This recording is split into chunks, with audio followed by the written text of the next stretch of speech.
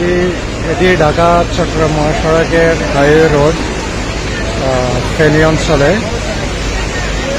রাস্তা প্রচণ্ড পানি এবং মানুষজন এভাবেই দৌড়ে দৌড়ে রাস্তাকে পার হচ্ছে।